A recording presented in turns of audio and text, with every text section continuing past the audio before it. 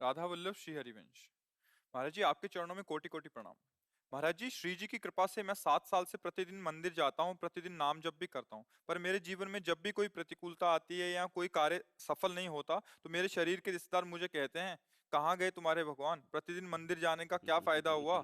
जब वो ऐसा कुछ भगवान के विषय में बोलते तो मुझे बहुत गुस्सा आता है। महाराज जी, मेरा मार्गदर्शन करें। देखो, अज्ञानी जन तो कुछ भी बोलते रहेंगे। अभी मंदिर जाना या कुछ भी सत्कर्म करना नई खेती है, पर माल तो पुराना ही खाना पड़ेगा। अभी जो पूर्व स्टॉक है गोदाम में, वही चलेगा। फसल आगे वाली जब आएगी तो उन जो भी प्रश्न करें कि मंदिर जाते हो तो क्या हुआ, तो किसान पहले खेती तैयार करता है, फिर बीज बोता है, फिर सिंचाई करता है, महीनों सेवा करता है, खूब पैसे लगाकर उसे बल प्रदान करता है खेती को। फिर जाके जब राशि का समय आता है, जैसे निकल गया, अब 1 मन गेहूं बोने वाला 60 मन गेहूं उसी से काट रहा है। अब जब 1 मन गेहूं फेंक दिया और दूसरे दिन उसके पास रोटी के लिए नहीं, अब उसे कोई उपहास करे कि बेवकूफ़ है ये, फेंक के आया 1 मन, कम से कम पिसवाता तो 1 हफ्ते चलता। क्या करेगा वो 1 मन? तो चुप रहो, 4 महीना चुप रहो, इसके बाद वो 1 मन 60 मन तुम्हें जब देगा, तब उसको बताना कि ये देखो, 1 मन फेंका था, अब 60 मन आया है। तो ये अभी आपका मंदिर जाना, भगवत आराधना करना, ये नया कर्म है। ये जब फलीभूत होगा, तब तक पता नहीं वो देखने वाले रहें कि ना रहें।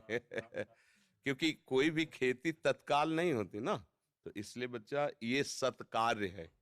सत्कार्य कभी व्यर्थ नहीं होता। जब असत कार्य नहीं बिना दंड दिए रहता, तो सत्कार्य तुम्हें मंगल किए बिना कैसे रह सकता है। हाँ, ये जरूर है कि पूर्व जन्म के हमारे कुछ ऐसे कर्म हैं जो हमें भोगने ही पड़ेंगे। हाँ, तो इसमें कभी भगवान पे अश्रद्धा न करे। हाँ, उसको, जैसे हम कई बार सत्संग में सुनाया है, उदाहरण से बात समझ में आ जाती है। एक दो मित्र थे, स्कूल में साथ पढ़ते थे। जब थोड़े सयाने हुए तो एक गलत मार्ग में चला गया। धनी घर का था, शराब पीना, वैश्यागमन करना, जुआ खेलना, बस ऊट पटांग गनत। और एक था, गरीब घर का था, वो गंगा नहाना, नाम जप करना, मंदिर जाना, ऐसे शुरू कर दिया। अब जो जिस मार्ग में चलता उसमें उसकी और बढ़ोतरी होती, वो और गंदा, ये और भगत। तो इसने ब्याह भी नहीं किया, नाम जप, और वो तो मतलब जितनी गंदगी। एक दिन दोनों मित्रों की मिलान हो रही थी, वो उधर से आ रहा था और ये इधर गंगा नहा के नाम जप करते हुए जा रहे थे। तो जे देखा मित्र से इतना बड़ा खजूर, खजूर काटा होता ना, इतना बड़ा काटा पार कर गया। वो भगवान का नाम लेते हुए बैठ गए, और वो लांग बूट पहने हुए नशे में एकदम। बोले, देख लिया तेरे भगवान ने क्या किया, पूरा जीवन हो गया ना गंगा नहाते हुए, अब क्या? देख, देख मेरे पास वैभव, क्या कमी है। लोग जहां जाते 4 लोग आओ आओ बैठते, मौज मस्ती, कहते थे हमारे साथ रहे, मौज मस्ती में रहेगा। अब इतना कह के तो चला गया। 4 कदम बढ़ने पर उसको एक अटैची मिली जिसमें हीरे थे। लौट के फिर आए, बोले, देख रहे तेरे कांटा लगाओ मेरे। अब तो उसका विश्वास नष्ट हो गया कि यार, मतलब वास्तविक कुछ नहीं है ये सब, गंगा नहाना है सब, चला गया। इतने में जब किसी का विश्वास टूटता है, तो भगवान उसको, जैसे आपको यहाँ भेज दिया, या भगवान स्वयं समझा देंगे। क्योंकि विश्वास भगवान पे किया ना, तो वही समझा, ये ड्यूटी है उनकी, वो समझा देते। कोई ऐसा शास्त्र पढ़वा देंगे, कोई प्रवचन सुनवा देंगे। अच्छा, ऐसा आपके या अंदर ही विवेक जागृत, ये उनके हाथ का बात है, वो क्या करते हैं। भगवान एक ब्राह्मण के रूप में, वयोवृद्ध तपस्वी, अरे बेटा तुम्हारे कांटा लग गया क्या? राम राम। बोले, नाम मतलब पूरा जीवन हो गया नाम लेते हुए, हमको क्या मिला? वो हमारा मित्र है, शराब पीता, व्यभिचार करता, नाना प्रकार के, और देखो उसे अटैची में यहाँ भोजन की व्यवस्था नहीं, पूरा जीवन हो गए। बोले, पहले कांटा निकाल लेने दो। वो भगवान थे, सर से कोई पीड़ा नहीं। कहा, बेटा तुम देखना चाहते हो कि उसको ऐसा क्यों है, तुम्हें ऐसा क्यों है? तो जैसे टीवी चल दे ना सीरियल, ये देखो, चिप लगा दे तो पूरा सीन, और उसको पूर्व जन्म का सीन दिखाई देने लगा कि ऐसा भयानक पापाचरण पूर्व जन्म किया था, इस जन्म में इसी क्षण सूली की सजा मिलनी थी। उससे पूर्व में राजा लोग सूली की सजा देते थे।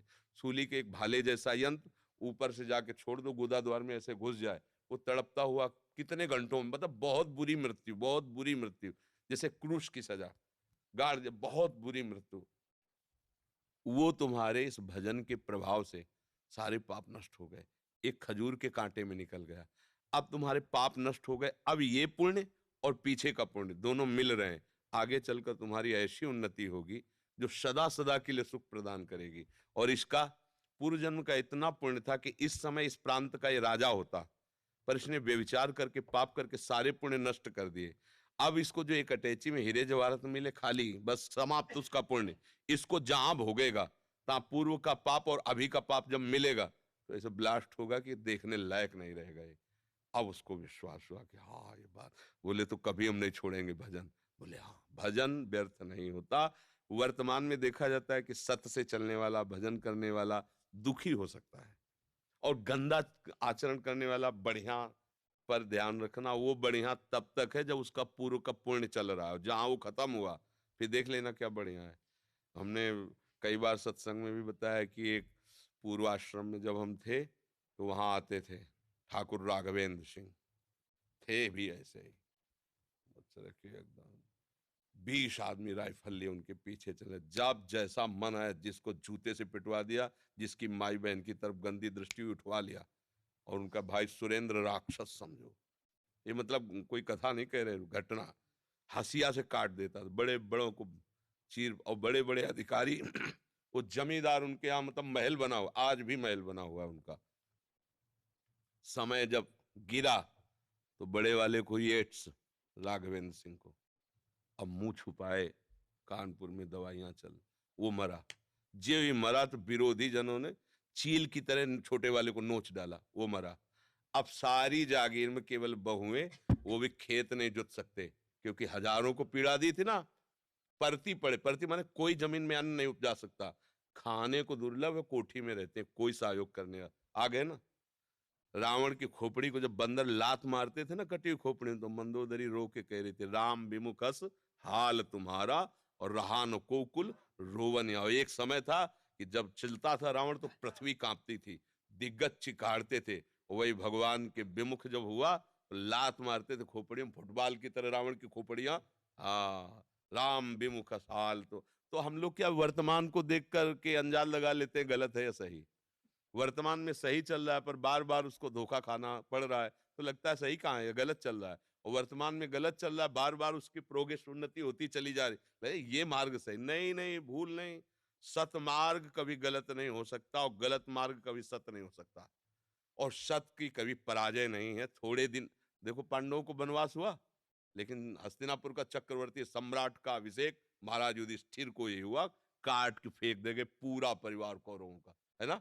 थोड़ी दिन के लिए दुर्योधन दुशासन ये सब फूल रहे थे, वो बेचारे कष्ट पा रहे थे वन में, लेकिन परिणाम भगवान श्री कृष्ण और धर्म जिसकी तरफ है, जय उसी। तो थोड़े दिन कष्ट मिलना कोई मतलब बुरी बात नहीं, परिणाम बढ़िया हो ये बात देखें। थोड़े दिन मौज मस्ती हो, परिणाम तो फिर परिणाम। अब मौजे मस्ती में तो जेलें भरी हैं, ये जेल काहे भरी है, यही भरी है।